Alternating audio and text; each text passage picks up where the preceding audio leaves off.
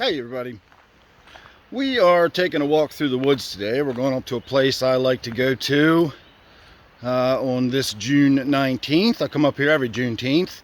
I shot video up here once, but I usually keep this fairly personal. I like to come up here and reflect on June 19th. And now that it's officially a holiday, I thought that I would go ahead and shoot another video because I think it's important to remember, and it's a good time to reflect upon how we got here as a society. And we'll talk a little bit more about that once we get up to the burial grounds, which we're almost up to. This is a little family burial ground we're going to. It's the Hoffman Family Burial Ground in Hoffmanville, Maryland. And in this burial ground, this family buried quite a few of their own slaves with them. And like I said, I like to come up here and reflect a few times every year. And today's one of those days. So give me a few minutes, we'll get to the top of the hill, and I will see you up at the burial ground. Now, as we approach, the first grave that I always notice is this one. Now, it normally has some sort of delineation around it, but today it did not. So I went out and collected up a few sticks. This is normally about what I see when I come up here. Somebody's always put a couple of sticks around there just to sort of delineate that one lonely grave. And it's pretty poignant. They didn't even make it inside the fence. And of course, all these markers are just nameless stones in the ground. We'll never have any idea of these people's identity or who they ever were or anything like that. So we've got the Hoffmanville Gunpowder Burying Ground. I'll go ahead and just do that. If you want to pause it and read all that stuff, I'll let you go ahead and read that if you want. It's just a little bit of history about the area, and that's not really what I'm here for today. We got a little more on the back side of it. We'll come back over and look at that again. It's just sort of the history of the area. You can see it's not a terribly large burial ground, and it's very overgrown at the moment. I don't think I've ever seen it this overgrown. And so that's just telling you about how a village formed nearby. It was later called Paper Mills, or later renamed Hoffmanville. He provided a school and a church for his employees. I like how they're called employees, as well as this burial place. It was very kind of him. Susanna died, blah, blah, blah, and all that kind of stuff. That's just family information and so on and so forth. So as we walk around the burial ground, you will notice these little rough stones sticking up out of the ground here and there, and that of course is the stones of these forgotten, poor, unnamed people. And so the reason I come up here, and the reason I like to just take some time and reflect, is I like to personalize it. It's important to remember dates like June 19th and the events that took place, and it's important to remember all of that kind of stuff. You can see these broken off headstones down here. That's another just rough stone in the ground. Now I think that's another, this is an official headstone right here, possibly another one broken off. We have some more back here. I feel like I'm walking on people's graves, but it's impossible not to back here. You almost don't even know where they are. They're just kind of stacked in all around about the place. You can see another one back here. So again, as important as it is to remember all the dates and times and all that sort of thing, I'm afraid to make it into a thing I've read in a history book or a story I've heard or statistics. I come up here and I look at these rough-hewn stones stuck in the ground that delineate someone's final resting place. Again, we'll probably never know these, well, I know we'll never know these people's names or anything about them or whatever. So you can see there's somebody right there. There's somebody buried under that stone. There's another stone right there. And the way they're buried back behind these main headstones, I'm assuming that these people were the property, as hard as that is to get my head around, of these people.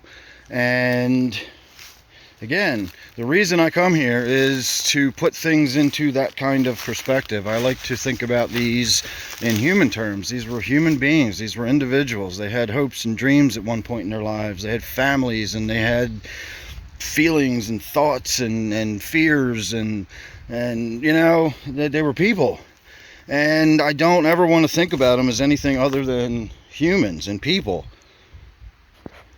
And trying to imagine what their life was like, what their final days might have been like, or any of their days might have been like. I think that's important. And I think places like this are important too, because it's one of the foundational places. I don't remember the dates back there, but the date back there, I guarantee you, was before this was the United States of America. My family came here long before this was the United States of America. My family came over here in the 1650s. And so, yeah, this is 1740s. And he died circa 1890. So he died post-Civil War. And yet here we are. So that was definitely the United States of America at this point. And like anything, you can't think about its current state without thinking about its origins and its foundation. You can't look at the penthouse of a skyrise building without first understanding the foundation that building was constructed upon. Doesn't mean the top floor is going to be the same as the bottom floor or the foundation, but it's certainly important to know where you came from and how we got where we are. There's a direct line from today to the day that person was put in the ground, you know, or the day that person was put in the ground, or the day that person was born into slavery, or the day that person was stolen from Africa. There's a direct line from today to that day. And that can't be ignored, and we can't simply pretend that that isn't part of our heritage and part of our culture. It's not a pleasant part. It's never fun to look at. I don't think anybody enjoys looking at this kind of stuff or thinking about these kind of things. But it's important. It's something that needs to be thought about. It's something that needs to be understood for us to have any kind of understanding of what's going on today. You have to understand this kind of stuff. And if you're still watching, I will show you one last thing that always just really just gets my gall when I see this. So you read down all the names of all these people who have names and have dates and stuff that they were born, because they were important. They were actual people. And then at the very bottom, you get down to this most garbage, horrible, offensive line in the world. Many of their faithful slaves are buried here also. And it's almost tacked on there as though it was an afterthought, like somebody made them put that on there. The fact that they're referring to them as faithful slaves is the part that gets me the most, though. I had one person suggest that the term faithful slave was referring to somebody who is so broken as a human that they truly are faithful to the person who's enslaved them. But I don't see it that way. I don't see the faithful slave as being a real thing. There may have been a few people that were that broken, but the idea of a faithful slave is a whitewashing thing. It's a way to make these people who are buried under these little rough stones with no names or personalities or humanness or anything, that were considered property when they were alive and are called faithful like they were some kind of a dog or a pet or something. That is supposed to make us feel better about them being here because they were faithful, so they must have been treated nicely, or they were happy about their circumstances or something like that. And it's nonsense. There were no faithful slaves. You don't put chains around faithful people. And so that line on that, it just galls me. Again, I know these places are important and we've got to have them here, but we don't need to, you know, we don't need to call these people faithful slaves. They were not, I'm sure. They probably did not do any of that stuff willingly, and I'm sure they didn't want to end up in a place like this behind an unmarked rock. And again, the poor individual out there didn't even make it inside the fence because the surveyors didn't even bother to take into account exactly where all of the grave markers were. and they surveyed what looked like a nice little square to them, or whatever shape this is. And too bad, nameless person, you didn't make it inside the fence. You're just out here on the path with all the animals. So that is why I come here. Again, it's a mixed bag of emotions for me. I get everything from sad and emotional to angry to frustrated. But again, that's why I come here. That is the human experience. Having emotions that's what they're there for.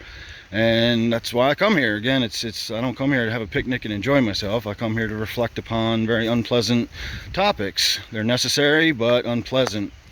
So there you go, everybody. I hope you enjoyed your little visit to the cemetery with me. Now that I'm done filming, I'm going to go ahead and get on with walking around quietly to myself for a little while and actually do a little bit of personal reflection rather than stand here and talk about it on camera. So thanks for watching. Make sure you're subscribed. I did do another video in this very place a few years ago. It is on my other channel, my fish keeping channel. I have an outdoors playlist where I used to shoot videos like this and post them over there.